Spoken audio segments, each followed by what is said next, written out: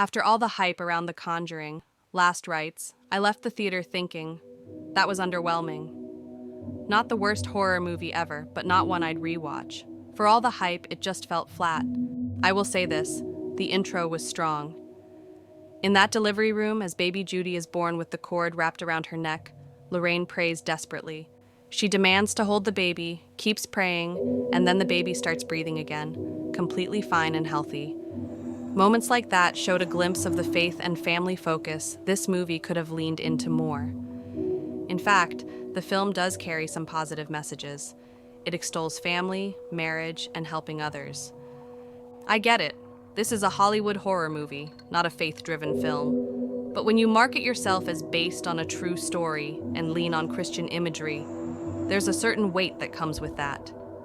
They even promoted the film by inviting a priest to one of the premieres to pray over the audience and handing out holy water and St. Michael prayer cards.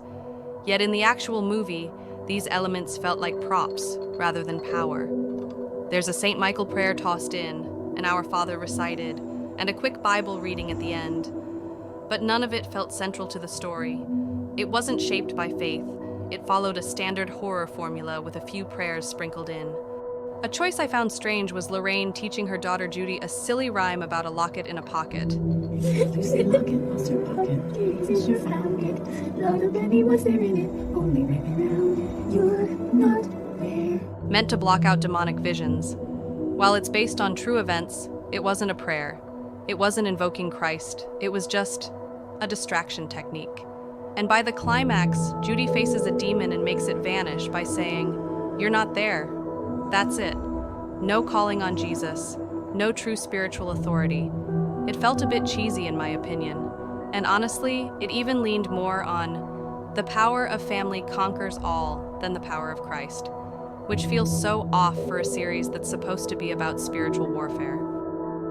Another critique I have is the questionable lore and over-dramatization.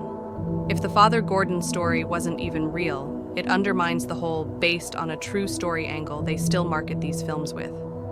And beyond the lore, the real-life Ed and Lorraine Warren weren't the saintly figures the movies make them out to be. There are disturbing allegations about Ed's personal life, including reports he had an inappropriate relationship with a young girl, as well as accusations that the Warrens often exploited families for publicity. So when the film frames them as heroes, it feels disingenuous. The film is based, loosely, on the Smurl family haunting from the 1980s. In real life, the Smurls reported terrifying events, foul odors, violent attacks, and even a priest-led intervention that included prayers to the Blessed Virgin Mary, Saint Michael the Archangel, and the Sacred Heart of Jesus. They claimed prayer finally drove the evil out. The movie, however, turns that into a psychic empowerment story. I felt it downplays the Catholic and Christian elements that were central to the real case and instead focuses on limericks, psychic abilities, and an emotional send-off for the Warrens.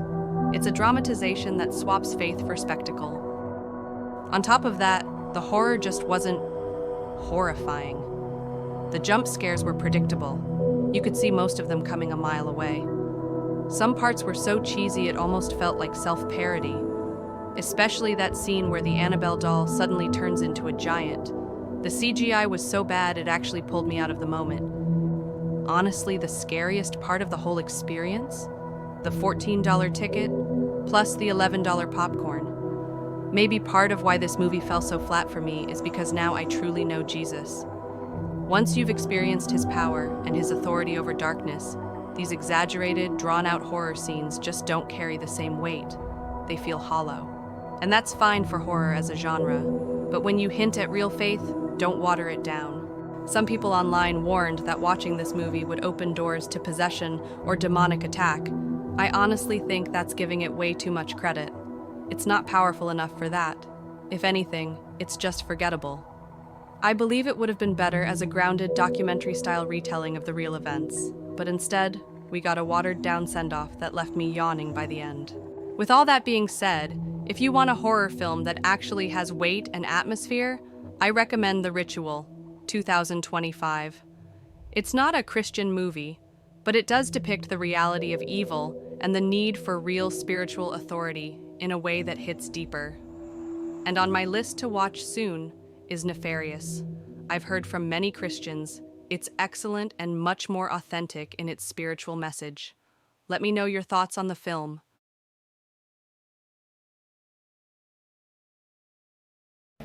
Watch out, I got it. Oh, it's okay, I'll get it. No, wait! We'll use the power of friendship. Oh, shit. Yo! That pinch is crazy. Do something! Do something, Rev! No, dear. We can run from it no longer. We must face the demons. I think you're right, Mom. I'm ready to fight them. Stop running away. I'm really glad that you guys have this time to bond right now. But can we get this mirror off my neck? Helicopter, helicopter! Para